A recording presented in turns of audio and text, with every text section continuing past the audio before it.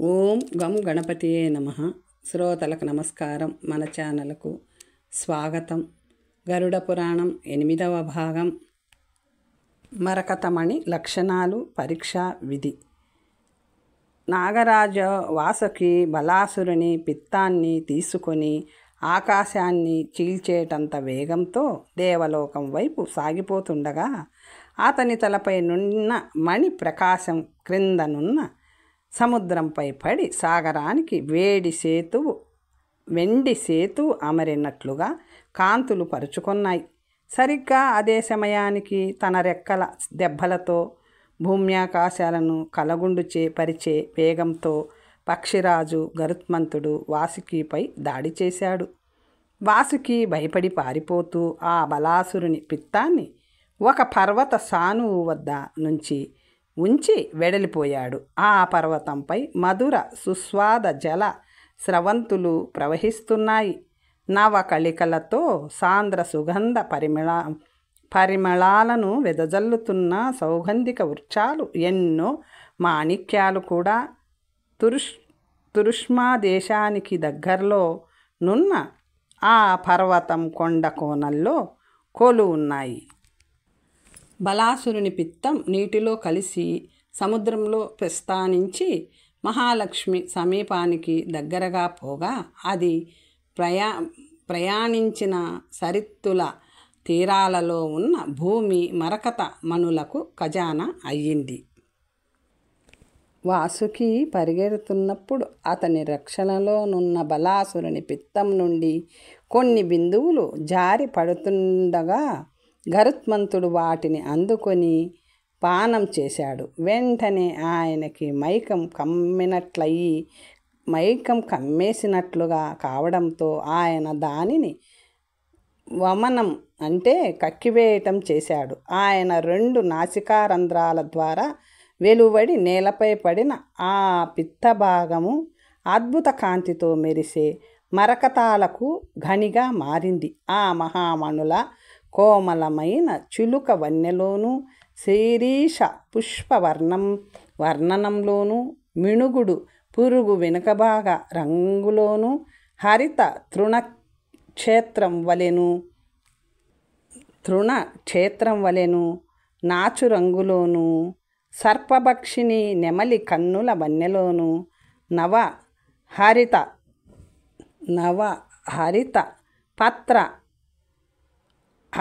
తృణనేత్రం వలెను నవహరిత పత్రవర్ణంలోనూ మెరుస్తూ లోక కళ్యాణ కారకాలు గరుత్మంతుని స్పర్శ వలన ఏమో గాని ఇక్కడి మరకతమణులు సర్వ విష వ్యాధులను నశింపచేసే శక్తిని కలిగి ఉంటాయి. అయితే ఇవి దుర్లభాలు, దొరకడం చాలా కష్టం.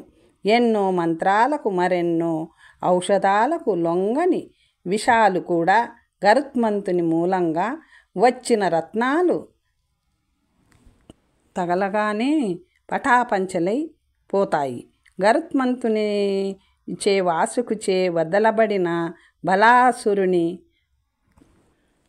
బలాసుర ఆత్మీయ భాగాలలో లభించినవే ఈనాటికి ప్రపంచంలో అత్యుత్తమ మణులుగా నెలకొని ఉన్నాయి. ఇవి చాలా చోట్ల నుండే వస్తున్నాయి. కానీ ఏవైనా వాసుకి వదిలిన గరుత్మాన్ కదిలిన స్థానంలో పుట్టిన మణులు తరువాతనే రత్న విద్యా విశారదులైన విద్వజ్జనులను ఇలా వచిస్తారు. చిక్కటి ఆకుపచ్చని రంగులో కోమల కాంతులతో మెరుస్తూ, ముట్టుకొన్నా నొక్కినా గట్టిగా తగులుతూ, మధ్యభాగంలో బంగారు పొడి ఉన్నట్టుగా భ్రమింపచేస్తూ, సూర్యకిరణాలు కానీ వేరే ఉత్తమ కాంతులు కానీ సోకినప్పుడు మొత్తం మణిపచ్చగా మెరిసిన దాని మధ్యభాగం నుండి సూర్య సమాన కాంతులు ఉజ్వలంగా వెలువడి తొలుతటి పచ్చదనాన్ని అధిగమించి వెలుగుతూ ఉండే మరకతమణి గొప్ప ప్రభావం గలది. దానిని చూడగానే మన మనస్సులో ఏదో తెలియని ఆనందం ప్రవేశించి వేళ్ళూనుకొని మనలను పరవశింపచేస్తుంది. ఇంత అత్యధికంగా మనకు ఆహ్లాదం కలిగించే శక్తి ఏ ఇతర మణికి ఉండదు. ఈ లక్షణాలున్న మరకతమణినే సకల సద్గుణవతిగా భావించాలి. వర్ణం బాగా వ్యాపించడం వల్ల ఉత్తమమైన మరకతమణి అంతర్భాగం నిర్మల స్వచ్ఛ కిరణాలతో కూడుకొని ఉంటుంది. దాని ఉజ్వల కాంతి చిక్కగా, శుభ్రంగా, కోమలంగా, స్నిగ్ధంగా ఉంటుంది. పై లక్షణాలు కాంతులు ఉండి నీలకంఠం అంటే నెమలి కంఠం రంగులో మెత్తగా ఉండే మరకతమణులు కూడా మంచివే. చిత్రవర్ణంలో ఉండి కఠోరంగా, మలినంగా, వృక్షంగా, బండరాయిలాగా తగులుతూ శిలాజిత్ అనే ఔషధంలాగా వేడిని నిర్గమింపచేస్తూ ఉండే మరకతమణి దోషపూరితం.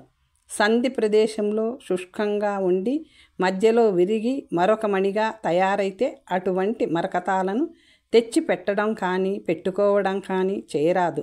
బల్లాతకి, పుత్రికాయని 2 శైల విశేషాలున్నాయి. కొన్ని రత్నాలు వాటి రంగుల్లో కానీ వాటి కలగలుపు రంగుల్లో కానీ ఉంటాయి. అటువంటి మరకతమణులు మంచివి కావు. అయితే పుత్రికా వర్ణం క్షౌమ వస్త్రంతో గట్టిగా ప్రయత్నిస్తే తొలగిపోతుంది. కానీ మణి చిన్నదైపోయి గాజులా సన్నగా ఉంటుంది. అది మంచిది కాదు. కొన్ని మణులకు ఔషధాలతో రంగును సృష్టించి తయారు చేయడం జరుగుతుంది. సహజ వర్ణాలున్న రత్నకాంతులు పైకి ప్రసరిస్తాయి. మందులు పోయబడ్డ రత్నాలను ఆభరణాలలో వాడడం వల్ల నష్టం లేదు, కానీ లాభం కూడా ఉండదు. సహజత్వాన్ని నిర్ధారించే ఊర్ధ్వగామి కాంతులు కూడా ఒకే ఒక ఏటవాలుగా కోణంలో కనిపిస్తాయి. అవనత దృష్టికి అసలు కనిపించవు. శుభఫలితాల కోసం మరకతాన్ని ధరించదలుచుకున్న వారు స్నానం, ఆచమనం, రక్షామంత్ర విధివత్ జపం, సువర్ణ దానాలు చేసి ధరించాలి. దోషాలు లేని గుణాలు కలిగిన బంగారు త్రాటిలో దీనిని పెట్టుకోవచ్చు. అన్ని దేవ పితృ కర్మలలో మరిన్ని మంచి ఫలాలకై మరకతమణిని ధరిస్తారు. విషపీడితులను ఆ పీడ నుండి రక్షించే శక్తి, సంగ్రామంలో విజయాన్ని సమకూర్చే శక్తి ఈ రత్నానికి ఉంటాయి. ఇది పద్మరాగ మణి కంటే అధిక మూల్యాన్ని కలిగి ఉంటుంది. ఇంద్రనీలమణి లక్షణాలు, పరీక్షా విధి. ఎక్కడ సింహళ దేశపు రమణులు లవలి అనే సుగంధిత పుష్పాలతో, వాటి వాసనలతో మనస్సును దోచే వృక్షాలను, పొగడలను తమ కరాగ్రాల స్పర్శచే కరుణిస్తుంటారో అక్కడ మహాదాత బలాసురుని వికసిత కమల సదృశ శోభలతో వెలిగే కన్నులు వచ్చి పడినవి. రత్న సమాన కాంతులీను ఆ నేత్ర ప్రభతో సముద్ర తీరమంతా వెలుగుమయమై భాషించింది. అక్కడొక విశాలమైన క్షేత్రము ఏర్పడింది. అక్కడే ఇంద్రనీలమణులకు గని కూడా ఏర్పడింది. అయితే అక్కడ అన్ని మణులు లభిస్తాయి. ముఖ్యంగా అక్కడి మరకతమణులు అన్ని రంగుల్లోనూ ఉంటాయి. శ్రీకృష్ణ బలరాములు ధరించే పట్టు పంచెల వలె పచ్చగా, నీలంగా, నల్ల తుమ్మెద రంగులోనూ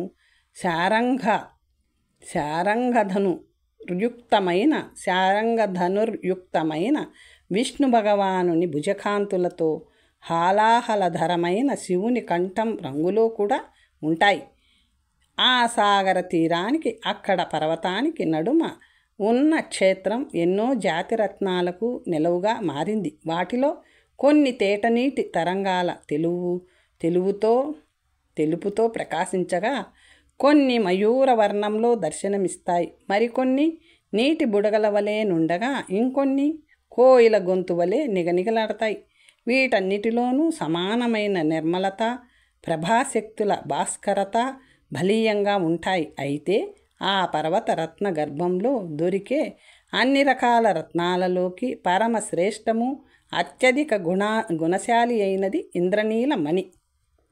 ఈ మణులలో మట్టి మరకలు, మలినాలు, ఉండిపోయినవి, కరకరమని శబ్దం వచ్చేవి, నీలాకాశాన్ని కప్పే నల్లమబ్బుల రంగున్నవి మంచివి కావు. అవి వర్ణదోష దూషితాలు. వీటి మధ్యలోనే రత్నశాస్త్ర కోవిదులు ప్రశంసలతో ముంచెత్తే ఇంద్రనీలమణులు ఎక్కువగా జన్మిస్తాయి. పద్మరాగమణిని ధరిస్తే కలిగే సత్ఫలితాలన్నీ ఇంద్రనీలమణిని ధరించిన వారికి కలుగుతాయి. ఈ మణిలో కూడా 3 జాతులు కనిపిస్తున్నాయి. మణి యొక్క రత్న పరీక్ష కూడా రెండింటికి ఒకటే. అగ్ని పరీక్ష మణి నిర్ధారణకి మాత్రమే చేయాలి. కానీ మణిని మరింత వన్య చిన్నెలతో శోభిల్లేలా చేయడానికి అగ్నిలో పడవేరాదు. దానివల్ల మొదటికే మోసం వస్తుంది. సద్గుణయుక్తమైన మణి దూషితమై తనను అగ్నిలో అతిగా వేసిన వానికి కీడును కలిగించవచ్చు. గాజు, కలువ, కన్నేరు, స్ఫటిక, వైఢూర్యాది మణులు ఇవన్నీ మణుల్లో రకాలే.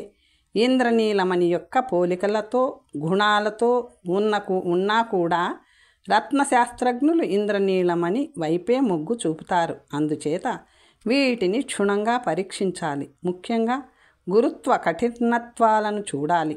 ఇంద్రనీలమణికి మధ్యలో ఇంద్రాయుధమైన వజ్రాయుధం కనిపిస్తే ఇక దానిని మించిన రత్నమే లేదు.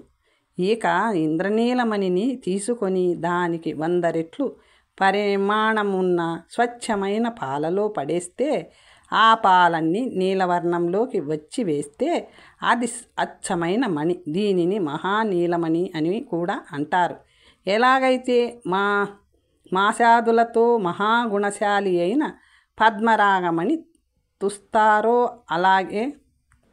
అలాగే సువర్ణ పరిమాణ 80 రత్తీలు మూలతో మహాగుణశాలి అయిన ఇంద్రనీలమణిని తూస్తారు. ఇక వైఢూర్యమణి పరీక్షా విధి. వైఢూర్యం అనే మాటే తెలుగులో ఎక్కువగా వాడబడుతుంది. కానీ సంస్కృత మూలం విధూరజ అంటే వైఢూర్యము అని. సూతుడిలా చెప్పసాగారు. హే సౌనకాది మహామునులారా, వైఢూర్యాది ఇతర మణులను అనగా వైధుర్య, పుష్ప, రాగ, కర్కేతన, భీష్మక మణులను గూర్చి బ్రహ్మదేవుడు మా గురువుగారికి చెప్పగా ఆయన నాకా జ్ఞానాన్ని ప్రసాదించారు. బలాసురుని యొక్క నాదం ప్రళయకాల క్షుభిత సముద్ర ఘోషవలే ఉన్నప్పుడు దాని నుండి వివిధ వర్ణాలు గల సౌందర్య సంపన్నములైన వైఢూర్యాలు ఉద్భవించాయి. బలాసురుని నుండి పుట్టిన మణి బీజము ఉత్తంగ శిఖరాన్ని కలిగిన విధూరమను పేరుగల పర్వతానికి ఆనుకొనియున్న కామభూతిక సీమక్షేత్రంలో పడగా అదే రత్నగర్భగా మారింది. ఈ వైఢూర్యం మహాగుణ సంపన్నం. 3 లోకాలలోనూ దీనికి పేరు ప్రతిష్టలు ఉన్నాయి. ఈ మణుల కాంతి ఎంత చక్కగా ఎక్కువగా ఉంటుందంటే వాటి నుండి నిప్పురవ్వలు రాలుతున్నాయేమోననిపిస్తుంది. పృథ్వీపై పద్మరాగమణి ఎన్ని వర్ణాల్లో లభిస్తుందో వైఢూర్యం కూడా అన్ని వర్ణాల్లోనూ దొరుకుతుంది. వీటిలో నెమలి కంఠం రంగు, వెదురు పత్రం రంగు ఉన్నవి శ్రేష్టాలుగా చెప్పబడ్డాయి. చషకనామక పక్షి వర్ణంలో ఉన్నవి ప్రశస్తం కావు. గుణయుక్తమైన వైఢూర్యం తన యజమానికి పరమ సౌభాగ్య సంపన్నునిగా చేయగలదు. దోషయుక్తం అని తన యజమానిని కూడా దోష సంయుక్తునిగా కావిస్తుంది. కాబట్టి ఈ మణి విషయంలో గట్టి పరీక్ష అవసరం.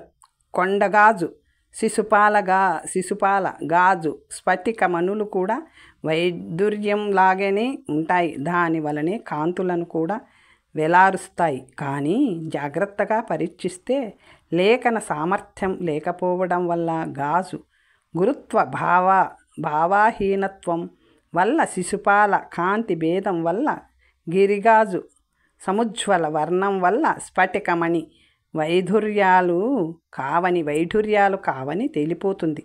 80 రత్తీల బరువున్న ఇంద్రనీలము, 2 పలంబల బరువున్న వైఢూర్యము ఒకే ధర పలుకుతాయి. కానీ కొన్ని రాళ్ళు రత్నాల కంటే అధికంగా మెరుస్తాయి. కానీ రత్నాలకుండే స్నిగ్ధత, మృదుత్వము, లఘుత వాటికుండవు. పట్టి చూడగానే కానీ ఇంకా ఎన్నో భేదాలు కనిపిస్తాయి. మంచి మణులను సజాతీయ మణులని, కానీ వాటిని విజాతీయ మణులని రత్నశాస్త్ర పరిభాషలో వ్యవహరిస్తారు. రత్నాల గూర్చి బాగా తెలిసిన వానిని ఉపయోగం ద్వారా తద్జ్ఞానాన్ని పొందిన వానిని మణిబంధకుడు, మణివెత్త అంటారు. వారు పరిశీలించి నిష్కర్షగా సజాతీయ మణి ఏదో చెప్పగలరు. అటువంటి మణి సాధారణ మణి కంటే 6 రెట్లు ధర పలుకుతుంది. సముద్ర తీరంలో ఆవిర్భూతమైన మణులకున్న విలువ భూమి నుండి ఇతర స్థానాల్లో తీయబడిన మణులు సజాతీయాలైనా సరే వాటికి ఉండదు విలువ. మునువు 16 మాసెలు ఒక భారంతో సమానమని నిర్ణయించాడు. దానిలో 7వ భాగమొక సంజ్ఞ, 4 మాసెలు ఒక శాన, ఒక ఫలంలో 10వ భాగం ధరణం, 5 కృష్ణలాలు ఒక మాస. ఇతర మణులు పుష్యరాగ, కర్కేతన, భీష్మక, పులక, రుధిరాక్షస, స్ఫటిక, విద్రుమ. పుష్యరాగ లేదా పుష్కరాగ మణి బలాసురుని చర్మం హిమాలయ పర్వతంలో పడిన చోటు నుండి ఉద్భవించింది. ఇది మహాగుణ సంపన్నం, సంపూర్ణ పీత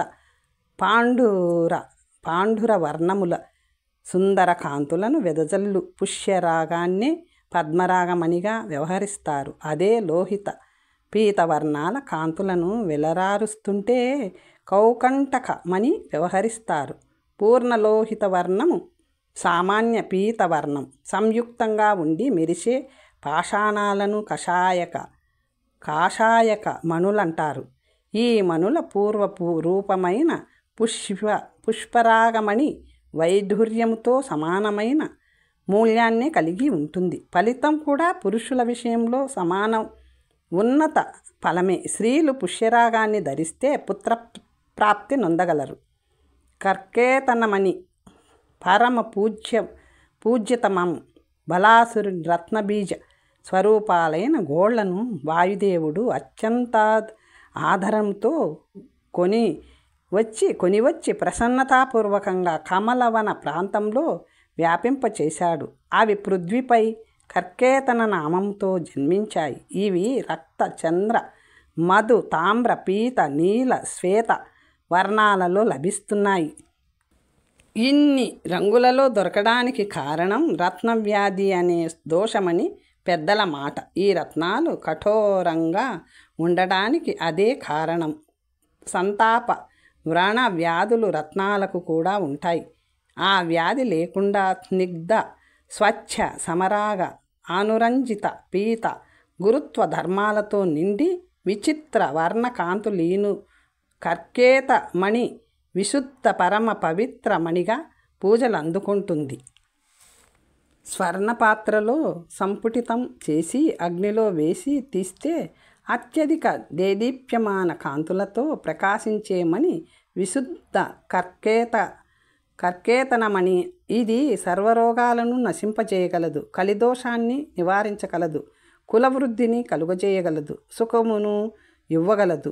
ఈ కర్కేతనాలను ధరించిన వారు పూజలు అందుకోగలరు, ధనాఢ్యులు కాగలరు, బంధుబాంధవ సంపన్నులు, ప్రసన్నులు కాగలరు. దూషిత కర్కేతనాన్ని ధరించరాదు. అలా ధరిస్తే సర్వ కష్టాలు సంప్రాప్తిస్తాయి. భీష్మకమణి మహారత్నదాత అయిన బలాసురుని వీర్యం హిమాలయ పర్వత ప్రాంతాల్లో పడగా ఏర్పడిన రత్నాకరంలో సముద్భవించింది.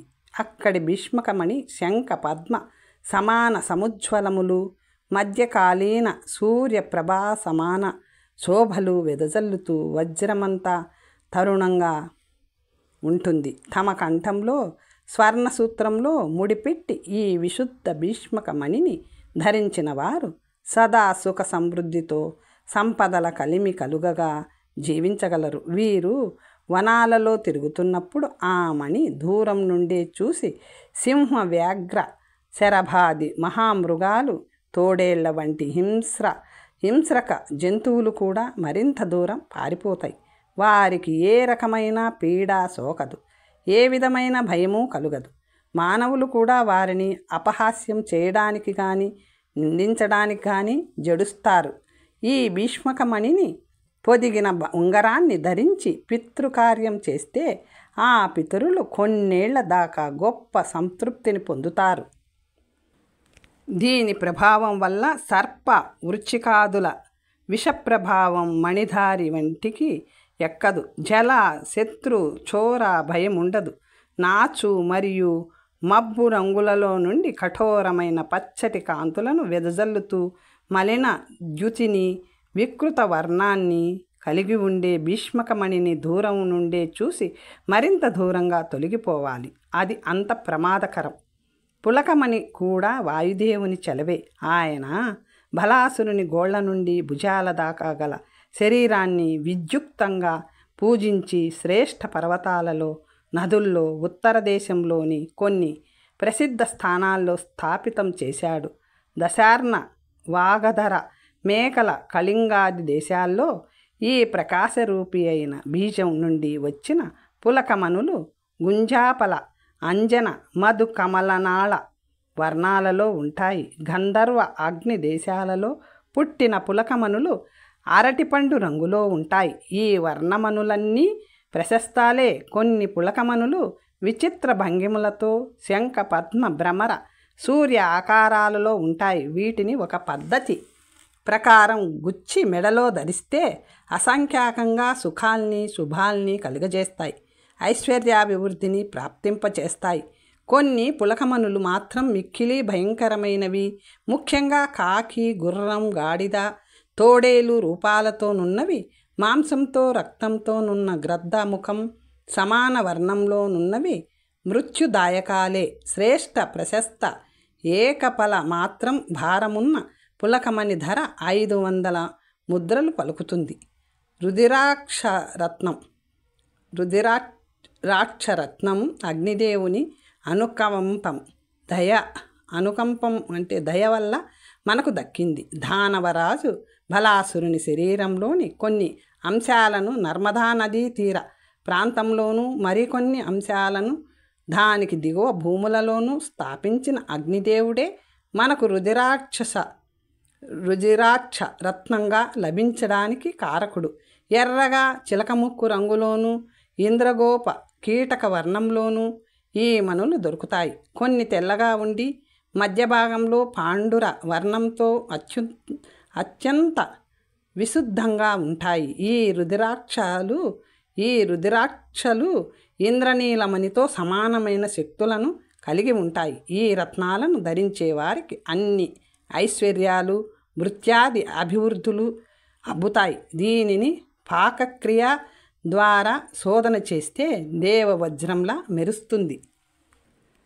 స్ఫటిక రత్నం మనకు బలరాముడిచ్చిన వరం. ఈయన బలాసురుని భాగానందు అందుకొని కావేరి, వింధ్య, నేటి చైనా, నేపాల ప్రాంతాల్లో ప్రయత్నపూర్వకంగా వెదజల్లాడు. ఆకాశమాన నీలవర్ణంలో తైల స్ఫటిక అను పేరుగల రత్నాలు ఆయా ప్రాంతాల్లో లభిస్తున్నాయి. ఇవి తెల్ల కలువ, శంఖ వర్ణాల్లో ఉంటాయి. ఈ ధవళ వర్ణమే కాక మరికొన్ని రంగుల్లో కూడా లభిస్తాయి. పాప వినాశనంలో ఈ మణికి సాటి లేదు. దీన్ని ధరిస్తే అన్ని పాపాలు నశిస్తాయి. శిల్పకారులు దీనికి వెలకట్టగలరు. విద్రుమ మణి ఆదిశేషునిచే భూలోకానికి ప్రసాదింపబడింది. ఈయన బలాసురుని అంత్ర భాగాన్ని గ్రహించి కేరళాది దేశాల్లో వదిలాడు. ఈ మహాగుణ సంపన్నమైన విద్రుమ మణుల్లో కుందేలు రక్తం రంగులోనూ, గుంజాఫల లేదా జపాకుసుమ సదృశ ఎర్రటి వర్ణంలోనూ ఉన్నవి శ్రేష్టతమాలుగా పరిగణింపబడుతున్నాయి. నీలదేవక, రోమక దేశాలు ఈ మణులకు జన్మభూములు. అక్కడి విద్రుమ మణులు చిక్కటి ఎరుపులో ప్రకాశిస్తుంటాయి. అన్య స్థానాల్లో కూడా విద్రుమాలు దొరుకుతున్నాయి, కానీ అవి ప్రశస్తాలు కావు. శిల్పకళలో విశేషమైన నేర్పుగలవారే వీటికి వెల కట్టగలరు. సుందరంగా, కోమలంగా, స్నిగ్ధంగా, ఎర్రగా ఉండే ఈ మణులను ధరించే వారికి ధనధాన్య సమృద్ధి కలుగుతుంది. అంతేకాక విషాదిక దుఃఖాలు దూరమవుతాయి. ఈ విధంగా వివిధ రత్నాలకు సంబంధించిన జ్ఞానాన్ని విష్ణువు బ్రహ్మ మనకు ప్రసాదించారు. కొన్ని మనుల గురించి తెలుసుకున్నాం. ఇప్పుడు గంగాది తీర్థాల మహిమ గురించి తెలుసుకుందాం. సూతుడు సౌనకాది మహామునులకు గరుడ పురాణాన్ని ఇంకా ఇలా చెప్పసాగాడు. సౌనకాచార్యాదులారా, ఇప్పుడు మీకు మన సమస్త తీర్థాలను వాటి మహిమను వినిపిస్తాను. అన్ని తీర్థాలలోనూ ఉత్తమము గంగ. గంగానది సర్వత్రా సులభమైన హరిద్వార ప్రయాగ గంగాసాగర సంగమాల్లో దుర్లభం. సర్వత్రా సులభా గంగా త్రిషు స్థానేషు దుర్లభ. గంగాద్వారే ప్రయాగే చ గంగాసాగర సంగమే. మరణించేవానికి ముక్తిని, బ్రతుకున్నవానికి భుక్తిని కూడా ప్రసాదించే ప్రయాగ పరమశ్రేష్ఠ తీర్థం. ఈ మహాతీర్థంలో స్నానం చేసి తమ పితరులకు పిండ ప్రదానం చేసేవారు తమ తమ పాపాలన్నీ పూర్తిగా నశింపగా సర్వాభీష్ట సిద్ధిని పొందుతారు. వారణాసి పరమతీర్థం. ఈ తీర్థంలో భగవంతులైన విశ్వనాథ మాధవులు నిత్యం నివసించి ఉంటారు. కురుక్షేత్రం కూడా గొప్ప తీర్థం.